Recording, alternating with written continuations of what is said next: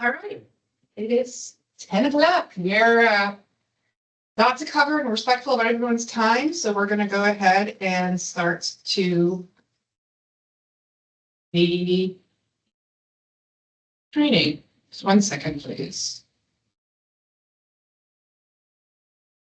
Okay. We're here to learn about the Sunshine Act, and we have a lot to cover here. My name is Liz Wagenseller, and I'm the Executive Director of the Office of Open Records. And I'm Dylan Davini. I'm one of the administrative officers here. And we're going to start this discussion with a bit of a story and go to many people's favorite fast food stop as a story we're going to share. All right. In case you don't know, this is a Chick-fil-A, and maybe there's Chick-fil-A near you, maybe there's not, but if you've ever seen one, you know that those lines are long and they can extend into the street. And when a Chick-fil-A is proposed to be built, in Pennsylvania at least, it can get some people to meetings. Sleepy township or borough meetings become packed with people having very strong opinions. It happened in my township, and the variances that were needed to build a Chick-fil-A were voted down and it was not built. And but I'm going to turn to a borough not that far from where we're sitting in Harrisburg called Camp Hill to talk about the story there. There was a proposal to build a Camp Hill on a particular location, and the residents were very concerned that the picture here of what's happening would be something they would experience because it was on a busy corner with a lot of traffic, that the drive-through line would come back into traffic, create a lot of problems, and they didn't want anything to do with that. So what they did was they turned out in droves to the meetings. We have a bit of a delay on our turning of slides. Okay, there we go. And as you can see, packed meeting. I bet there are usually single-digit number of people there for a typical Camp Hill meeting. But this time, they came out in droves. And eventually, the borough voted down on the variances needed to build this location, the Camp Hill on this location. And so it seemed like victory to the residents. But as we will learn, there's a way you can claim a Sunshine Act violation the way an agency handles business and get that decision thrown out. And Chick-fil-A, the developer, deemed they were going to do that, and they tried. And they tried to proclaim a technicality was violated in the voting down of the variances, but the rejection was upheld by a state court ultimately. And I believe a Chick-fil-A was built not that far away, but not on this location. So this is an example to show a lot of important things about the Sunshine Act. It is critical because it gives the public a way to voice their opinion before decisions are made. And they only can do that if they know when the meeting's going to be, how they can attend, and what is being talked about. If Chick-fil-A were not on the agenda this evening, I don't think we'd see these people. They came because they knew it was going to be discussed. So now we're going to go through cover a lot of things. If you have questions, feel free to put it in the chat.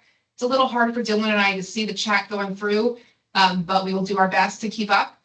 But a couple of things I have to mention before we get into the nitty-gritty. One, we are not providing legal advice, and we generally never ever provide legal advice. And generally, as a rule, we don't provide legal advice on anything. But even further, we have no authority on the Sunshine Act matters. There's a line in the right to know law that says that we must provide training on the Sunshine Act.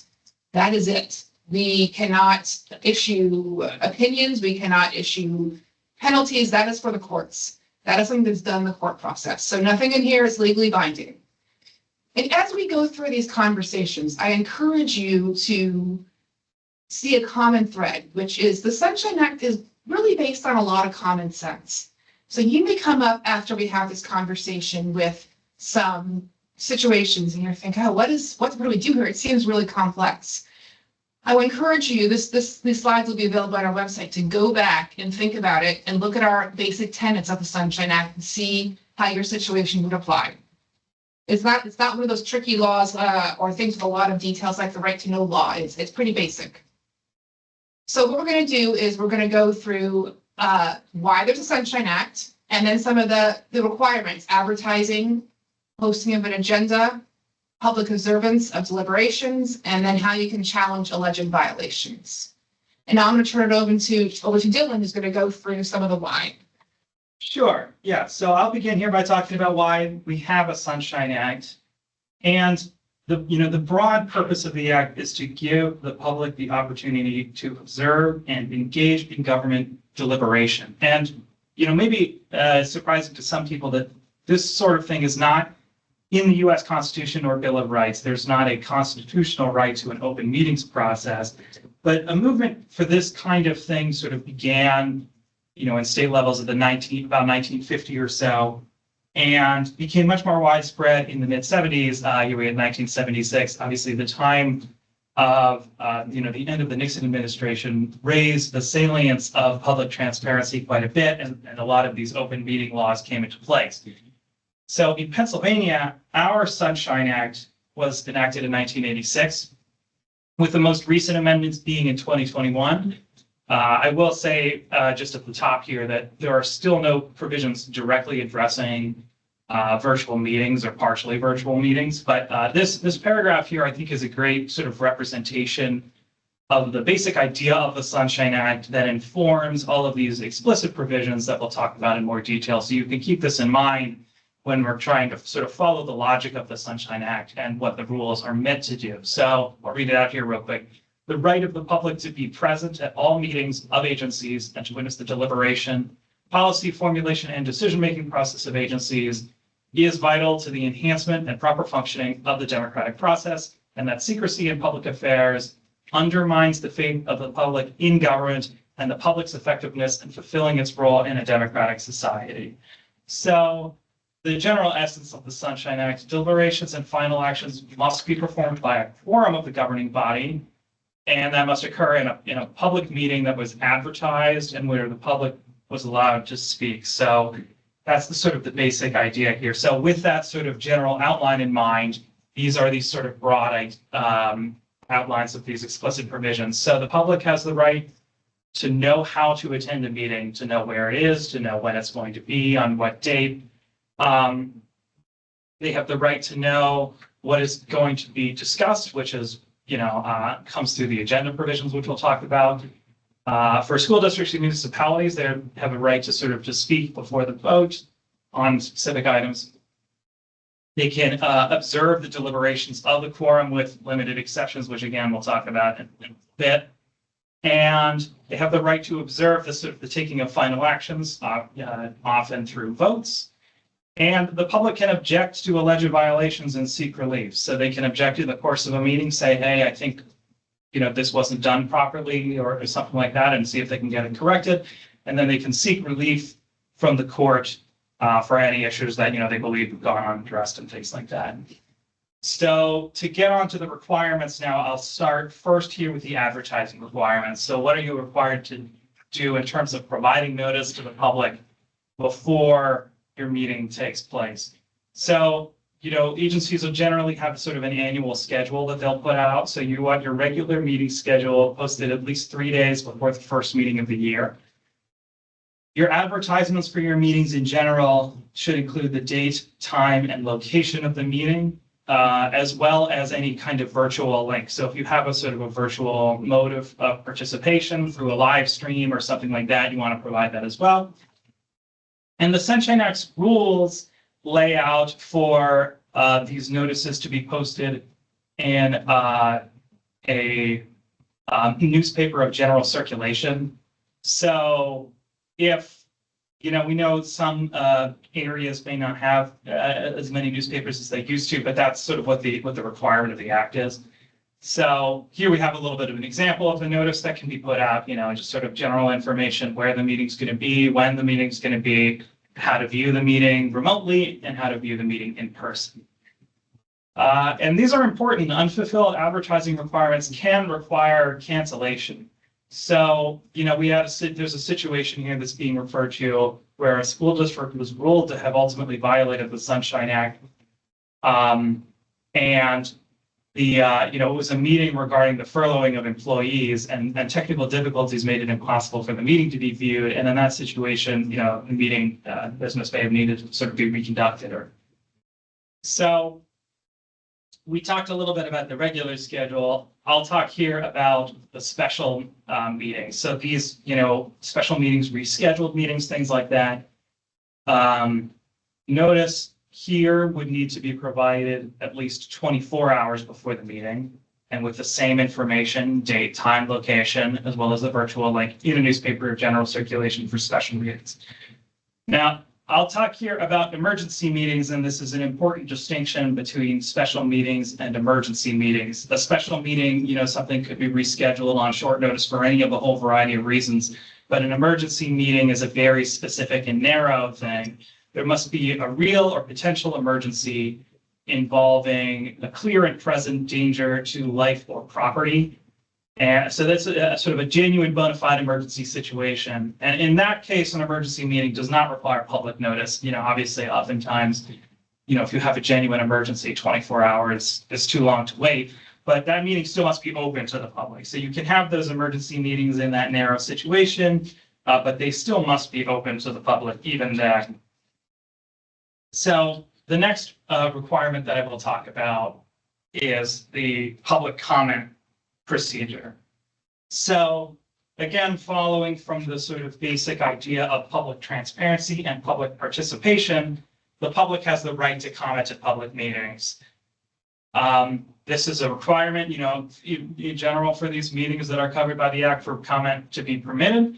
And members of the public can comment on issues that are or may be before the board. So public comment can pertain to specific agenda items. If you're going to discuss the school bus contract, people can ask about or talk about the school bus contract, but it's also business that may be before the board. So it can be sort of, the business of the agency generally. It doesn't just have to be on that specific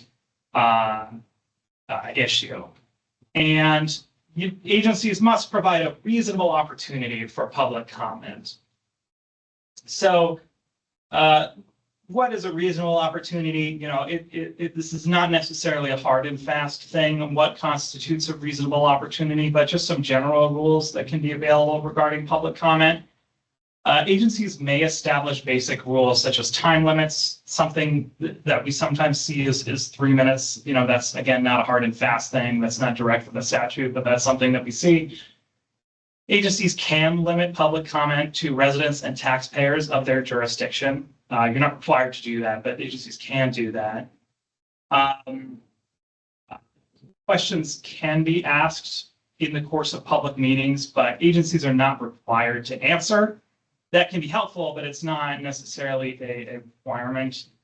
Obviously in a lot of contexts, it can be useful to sort of interface with the public in that context, but the public meeting, the comment provision really only requires that time be allowed. In general, flexibility, and this is encouraged, different issues incur different amounts of desires from the public to comment or speak on specific issues. I want to interject real quick. There are a lot of questions that are very good questions about newspaper advertisements. As Dylan mentioned, this law was written in 1986 when newspapers were much more prevalent and published every day, and it was a little more straightforward. With the decline in newspapers and the advent of the internet and virtual postings and social media, there is quite a lot of discussion in Harrisburg amongst the General Assembly members and stakeholders to modernize this law or change the law. There's a lot of strong feelings on both sides in terms of whether we modernize the newspaper requirement or just kind of scrap it altogether. So certain situations, like I said, I can't give legal advice. I just know that these are good questions that have come up a lot, and there has been a lot more discussion about how to have this law catch up with the reality of 2026 and beyond. So maybe there'll change. I know the city of Pittsburgh is looking to have a referendum on their ballot about this. So all good questions, no easy answers, and we shall see if the General Assembly and then the governor signs a law that will modernize the 1986 system of posting on newspaper hard copies of newspaper. Yeah, thanks. And to that, one thing that we do say is that, you know, the requirement says what it says, but irrespective of that, or in addition to that even, you know, obviously most agencies nowadays will have a website or a social media page, and it certainly is a good idea to post your advertisements on those sorts of channels as well. So I'll talk now about the agenda requirements. So this part is part of the recent amendments, the relatively recent amendments, the agenda requirements that come from the Act. So an agenda is required to be posted for your meetings, your public meetings. Those need to be posted at least 24 hours before the meeting begins. Those should be posted at the location where the meeting will take place, also at your main office and on your website. So, you know, especially if your agency maintains a website, it should be on there. And you should also have hard copies available at the meeting itself. Now, these agenda requirements apply generally to public meetings, but there are some exceptions, and we will talk a little bit about these types of meetings later in the presentation. But just to note here regarding the agenda requirements, that they would not be applicable generally to agency members attending a conference, to closed meetings like executive sessions, and also to work sessions, you know, provided that those types of meetings sort of meet the requirements that we'll discuss later to sort of be exempted from the General Sunshine Act requirements. So this is a procedure that is generally applicable to public meetings that are, you know, subject to, you know, this deliberation, official action, things like that. So let's talk a little bit about the specificity of agenda items, because this is a question that we get a lot. You know, you're laying out your agenda for the meeting. How specific do the individual items need to be? And they need to be of sufficient specificity to inform that there is, in reality, a specific discrete matter or area which the board has determined should be discussed. You should avoid general or cryptic terms. So, you know, again, of course, this isn't legal advice, but this is how I think about this requirement in some ways. If you put yourself in the shoes of a member of the public, what kind of information do they need to be able to sort of be prepared for the meeting, to know what's going to be discussed, to know what they want to, you know, do I want to attend this meeting? Do I want to say something about this agenda item? So if the agenda item just says, you know, budget discussions, that doesn't really help me. That doesn't help me understand, is this something I want to comment on? Is this something I need to attend this meeting about? But if I say, you know, what the specific item is in detail, what the specific matter that's going to be discussed is, then the public has the information that they need. So that's kind of how I think about that specificity aspect of the agenda requirements. And similar to how we mentioned with the public notice, there can be consequences for violating the agenda provisions. So, you know, there was, you know, a story here, you know, regarding a Habitat for Humanity project at a public meeting where the meeting sort of ended up becoming more about or as much about the provisions of this, you know, here that were potentially violated than the matter itself. And then another situation where a council meeting was canceled because of a violation of the Sunshine Act, failing to post the agenda. So, you know, these are, again, sort of things that you sort of want to take seriously in terms of keeping track of these requirements. So this is something that is a bit of a live issue. There was a relatively recent case here about changes to the agenda, and this is something that may be, you know, subject to change in the future. So just keep that in mind. But there was, if you're going to change an agenda within the 24-hour time frame, you know, it's subject to a majority of vote. The agency must announce the change and post the updated agenda. So that's, you know, for agenda item changes within that 24-hour time frame. So I'll talk here about sort of the observing deliberations and final actions. So I'll step back for a second and just sort of say, what is a meeting? Which is, you know, kind of how you determine whether or not a specific situation falls under all these requirements. And we've got the keywords highlighted here. So it's a prearranged gathering of an agency which is attended or participated in by a quorum of the members of an agency, held for the purposes of deliberating agency business or taking official action. So these are the things that constitute meetings that are then covered by all of these requirements that we've been discussing. So what is official action? Sort of talking about these keywords a little bit. So this could be recommendations made by an agency pursuant to statute, ordinance, or executive order. They can be establishing a policy, decisions on agency business, and it can be votes taken on motions, proposals, resolutions, rules, regulations, ordinance, etc. So these are the sorts of things that are covered by this, the business of an agency, broadly speaking, and obviously the details of that have the can vary depending on what kind of agency you're talking about, but this is the general idea.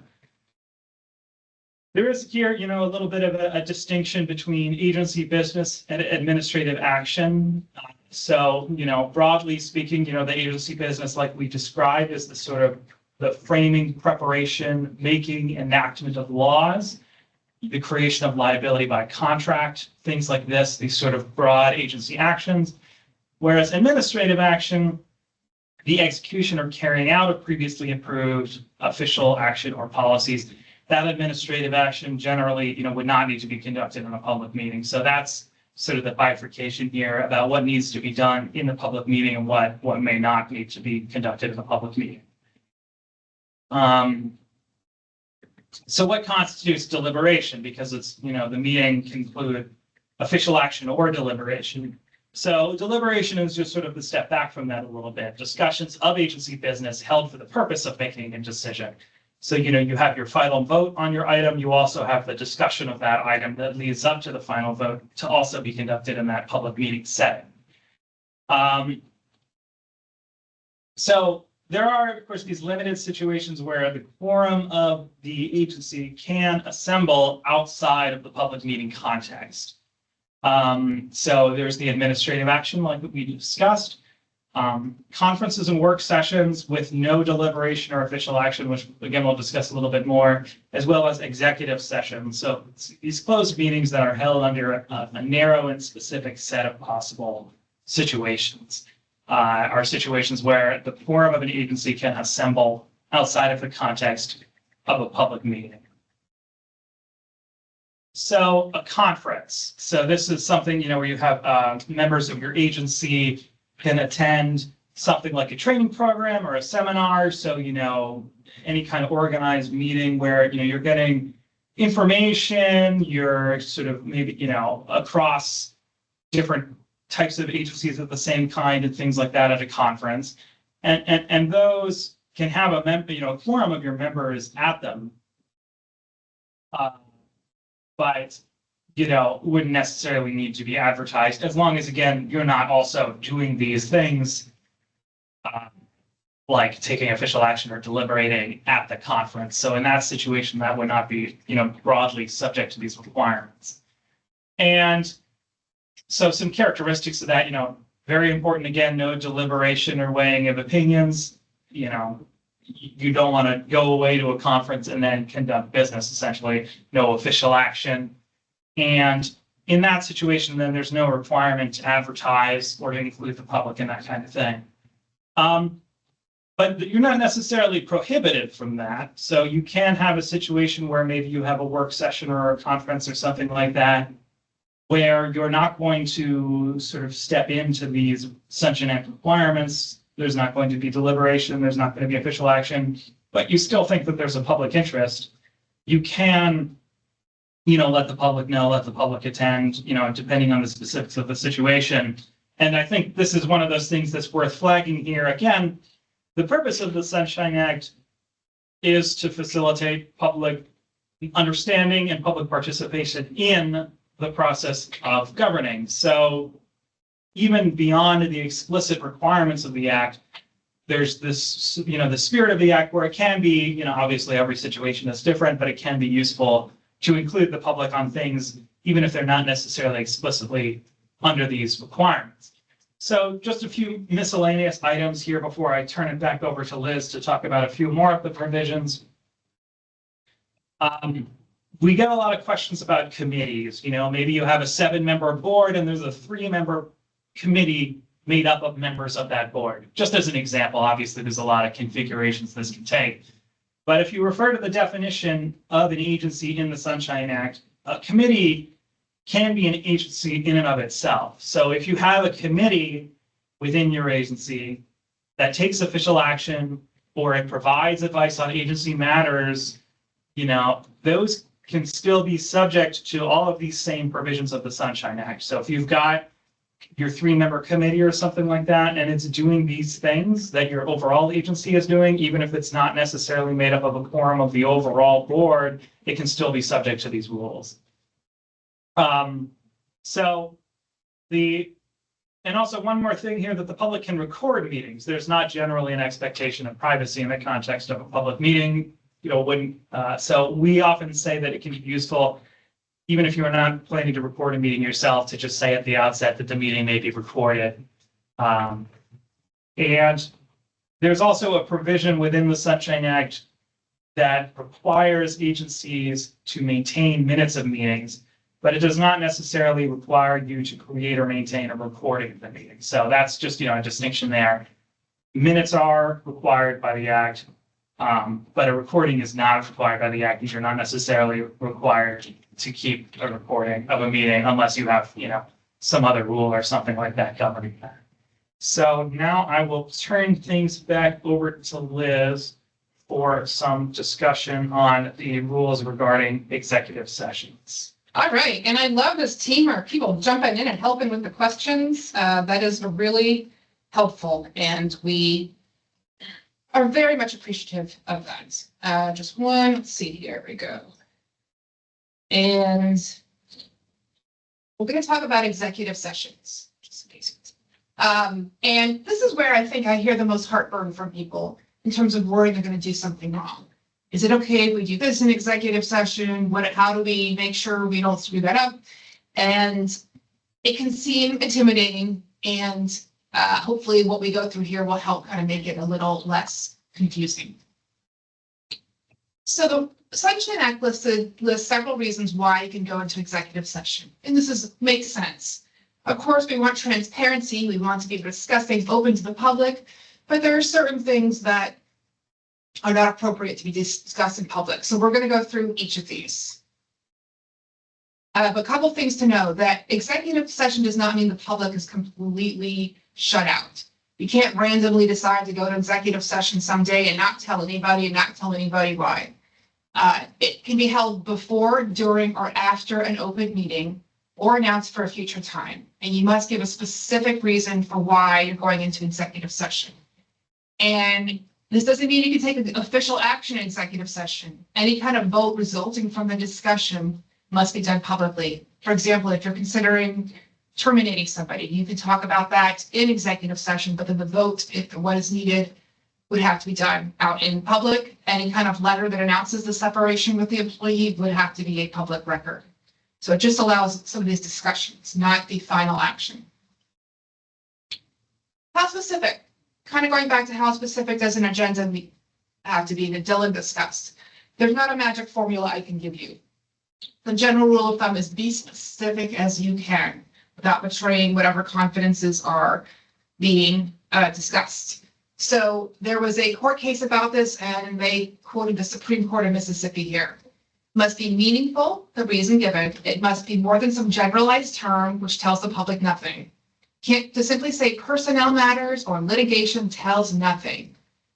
And must be able to inform people that there is a specific discrete matter or area being discussed.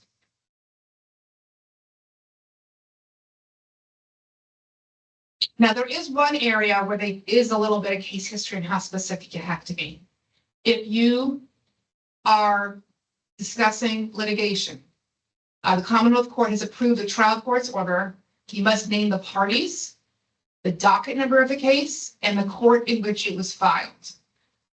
For identifiable complaints or threatened litigation, things that you think are going to come up, the agency is required to state the nature of the complaint, but not the identity of the complainant. So you have to get fairly specific in those situations. Personnel matters. Okay, this is the one that probably you may use the most. It's discuss any matters involving the employment, appointment, termination of employment, terms and conditions of employment, evaluation of performance, promotion or disciplining of any prospective public officer or employee. So that's a lot of sort of situations, personnel things. And couple things to note about that, that's sort of a common sense one. This does not apply to filling the vacancy of an elected office. So if, for example, a school district has an opening, because that is something that typically the public would vote for, a school board position, that must be done publicly, not an executive session. The interviews are conducted publicly, the vote is conducted publicly. So that is one, there's an exception. Another exception is if there's a class, like you're discussing giving a raise to all people at this class level, that should be done publicly. It's not about one person. Another one, this does not apply to independent contractor or consultants if you're considering hiring or terminating that. That is something that should be done out in the public because they're not agency employees. One little interesting caveat of this is the employee at subject of discussion may say, hey, please go ahead and talk about me in public. I'm not aware of that happening, but perhaps it has. And then as a reminder, and I'm going to keep saying this, any decision on final action like termination or hiring must be public. It's the discussion of leading to that can be done behind closed doors. All right, collective bargaining. This allows sort of negotiation sessions with the union. That makes sense, kind of thing you want to do without the public maybe looking in on it until there's a final thing that is reached. Or this also could apply to arbitration of a collective bargaining unit. Property procurement. This is if you're considering, not actually doing it, the purchase or lease of real property up until the time you go and you purchase it. That sort of makes sense that you want to discuss that behind closed doors. This is not like collective bargaining when you can negotiate with the other party. You're not negotiating with the potential landlord, for example, behind closed doors. This is kind of like, how much should we offer? Should we do this? Because, you don't want to show your hand to perhaps the property owner that puts the agency at a disadvantage. But once you reach an option or agreement, then you go out in the public. So example, let's purchase this at X price, that must be done publicly. Litigation. So you can go behind closed doors, talk about things in connection with litigation, on existing litigation or on issues in which identifiable complaints are expected to be filed. So this isn't some huge category that you can talk about everything that under the sun that could maybe be related to litigation. It has to be existing litigation or there's something that's likely to be filed. A couple things about that. An attorney or other professional advisor must be present in order for this exception to apply. However, if you include any other party besides the attorney and the agency employees, they render this exception inapplicable. So you can't bring anybody in on that. It's very specific. And the mere possibility of litigation being filed may not justify moving it. It has to be a little more concrete than that. And again, any decision and final action, like filing a lawsuit, must be made public. Confidential information. Okay, we certainly don't want any agency board members or employees going to prison because they talked about something they should have been talking about. There are certain situations, certain laws that things are confidential. There's, HIPAA we heard all about during COVID. For school districts, there's a lot of FERPA, the student information being confidential. So there's certain things that are prohibited by law. They're confidentially protected. Those types of things can be conducted in executive session. So this doesn't mean things that the agency says, I think that should be confidential and private because it's embarrassing or we don't want anyone to know about that. It's not what you think should be confidential. It was information or confidentiality protected by law. And it also must be relevant to agency business. So there's some caveats on that. We're going to skip this one because unless we happen to have a university on the meeting here, but academic admission or standings can be done behind closed doors. Public safety. Another real common sense one. If you're talking about safety plans or, intruder plans, clearly you don't want to lay out the whole detailed situation for anyone to see. Those are things that should be discussed behind closed doors. If it's reasonably likely to jeopardize or threaten public safety. Just to note, this isn't a blanket exemption for every type of public safety discussion. Like if you're hiring security consultants, that's something that can be discussed publicly without putting public safety at risk. But just a story, and this is one time I've heard of this happening, but I share that. And I am sure none of you would ever do this, but you may think, well, who is ever going to know what we talk about behind closed doors because it's behind closed doors? Well, in this case, what's behind closed doors came out. Someone in a school board meeting secretly recorded executive session, and this anonymous person mailed it to the local newspaper.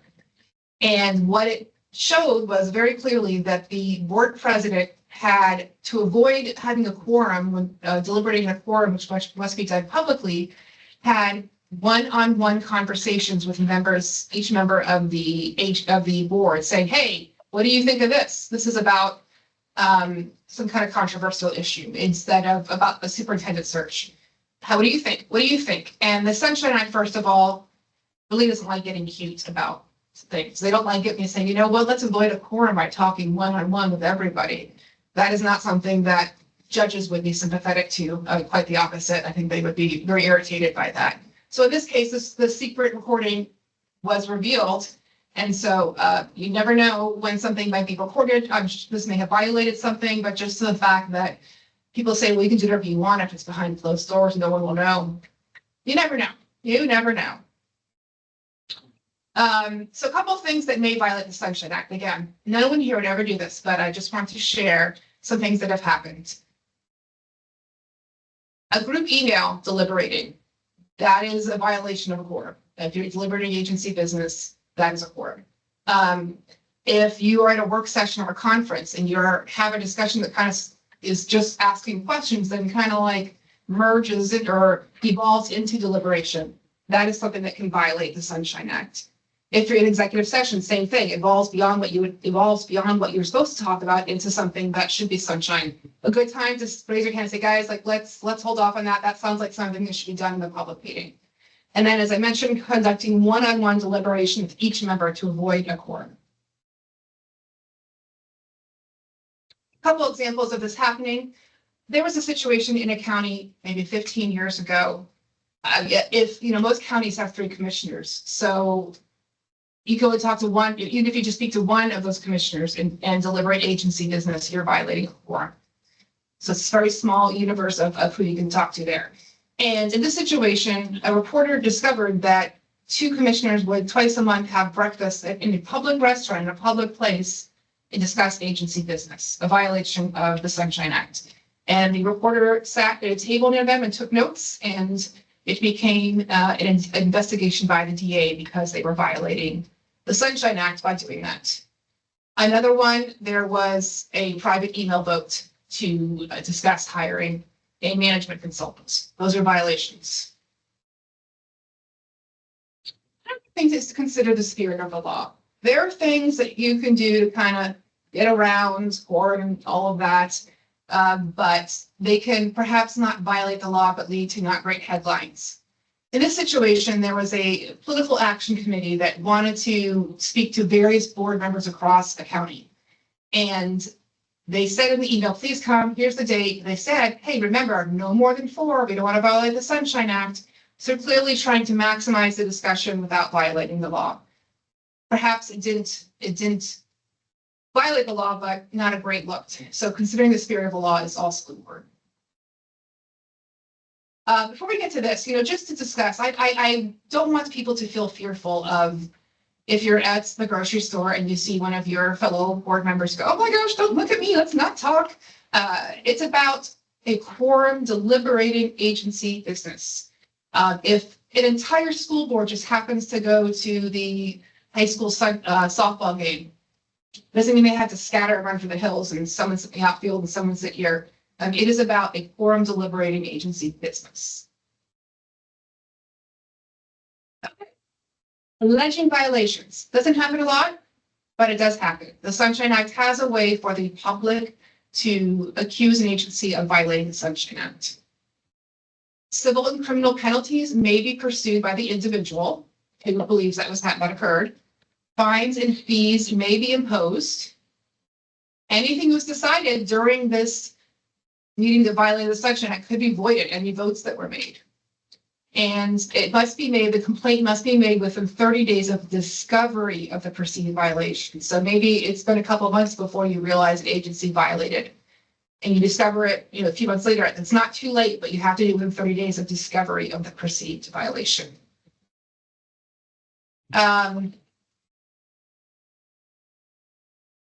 Yeah, so one example I'll tell you about found to violate law may be voided. In my county, there was a commissioners meeting, county commissioners, and it was not on the agenda, but they decided to vote on removing the drop boxes for mail-in ballots. They had one in an official building. It was not on the agenda and they voted to do it. And the public was quite upset because it wasn't on the agenda, it didn't give them a chance to speak, to say, hey, let's not do this or let's do this. And it was taken to court. The court said, yeah, you should have had this on your agenda. So the drop box that was removed was then put back into where it was because it was a violation of the Sunshine Act. And then not long after that, it was put on the agenda and it passed, and then the drop box was removed again. So kind of avoiding putting things on agenda or avoiding or things that can void a vote, often they are eventually cured because it's not necessarily that the vote was, I don't know, taken in a way that not all members could be there or something like that. The result often doesn't change, but it leads to a lot of rigmarole and hassle and not great headlines. So these rules can seem a little bit scary at times. I have people come to me so loud. If there's 5 of us on the board, I can talk to one person. It's okay. And they get people take it very seriously, which is great. But it really is just common sense. And going back to that one slide, if I can find it. Just bear with me for a second.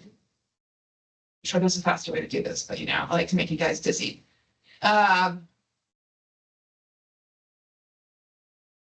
This is really just go back to this slide. If I were nervous about it, I would take this and put it on my cubicle or my wall. The public has a right to know how to attend, know what is being discussed. They're allowed to speak before a vote. They're about to observe deliberations when there's a quorum, observe the final actions, and they have the right to object if they think that there is something that occurred. They're all fairly common sense things that any kind of challenge you have in this filter, and it becomes fairly easy. The newspaper posting requirement I know is a little challenging. But go back to this if you have questions. And we're going to hang out here for a little bit if you have questions, but feel free to send us an email. If you have further questions, we cannot give you legal advice like saying you're in the clear or that's a violation. We can maybe point you to court cases or point you to parts of the law to look at. So reach out for us with questions if you have them. And Dylan and I are going to hang out for a bit to see if more questions come in. And this presentation will be available on the website in terms of the verbal part of it, and as well as the slides just themselves. All right, yeah, so we will keep an eye out, see if anybody has any additional questions.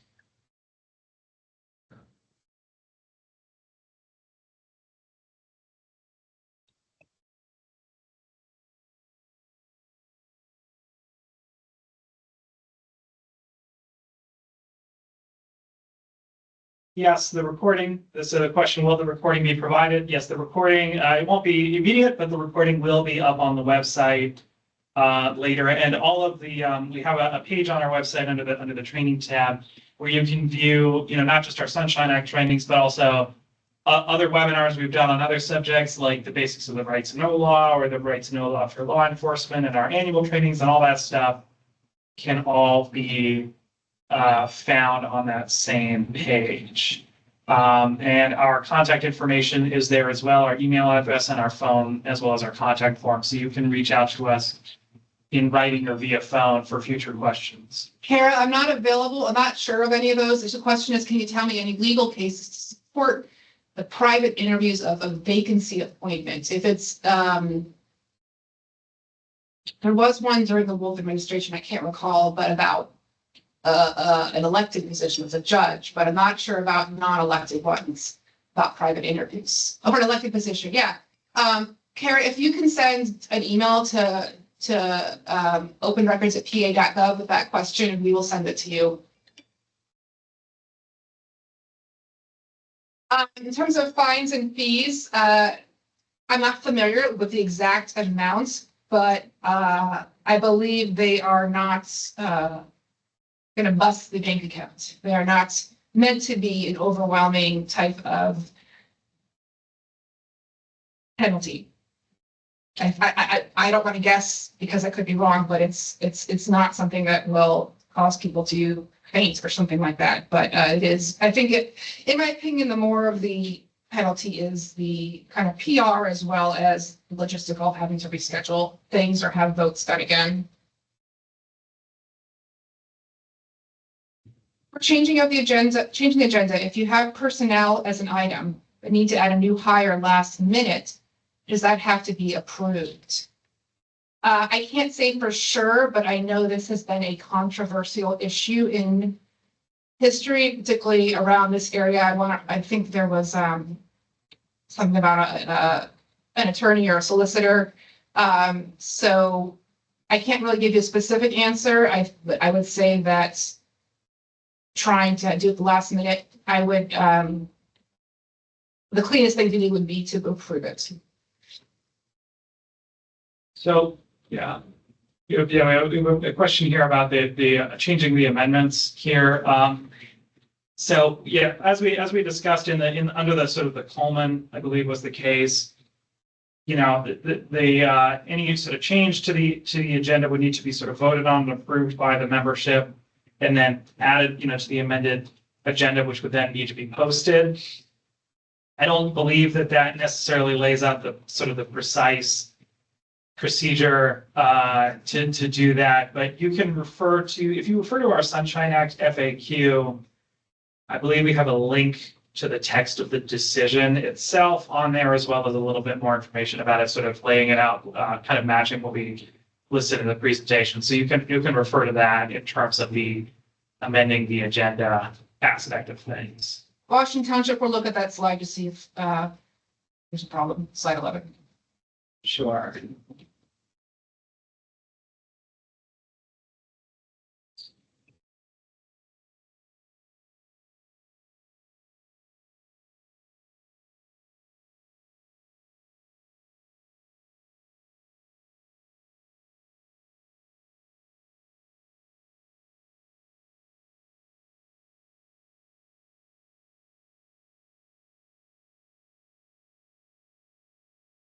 Okay, here's a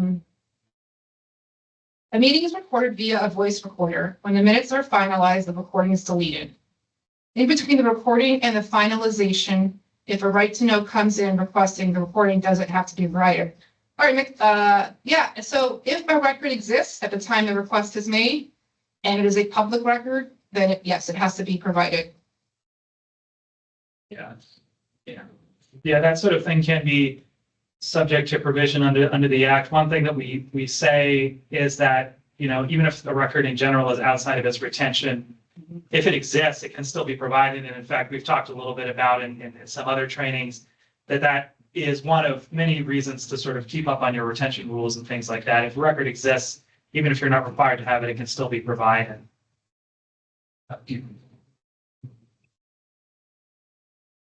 So there's a question here about hiring a new employee if the pay needs to be made public at the meeting. I don't know if the Sunshine Act addresses this particular item directly, and I apologize. You can look at the FAQ like we mentioned. But one thing that I can say is that generally speaking, financial records of public agencies are subject to provision under the right to know law. So if there is going to be some sort of financial record detailing a salary, even if it's not, you know, a member of the public would generally be able to request that under the right to know law. So I don't know in particular if this exact item is addressed by the Sunshine Act directly, but something like that still may be a public record ultimately. Stay for one more minute.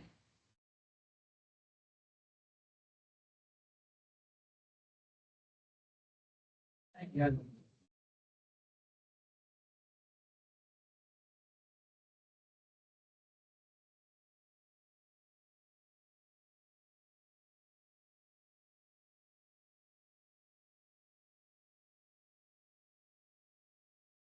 Okay, well, excellent questions. I hope it was helpful.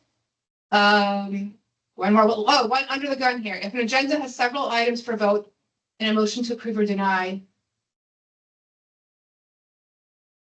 I don't have the question. Oh, Oh. so both have the right to speak before each item.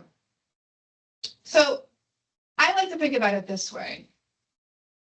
Did the voting board have a chance to hear everyone's opinion on that matter before they decide? That's kind of the filter you put it through. So whether or not you do, who wants to speak about X and then vote, like do it one at a time. But think about it that way, that the public has the right for their voice to be heard before the decision is being made. All right, with that, enjoy the rest of your day and send us questions if you have them. Take care. All right, yep, thank you. Yeah, so we will be closing out. Yeah, you can call or email us, and you can also refer to the website for all of that additional information and training materials and everything like that. All right, thank you, and have a good one, everybody.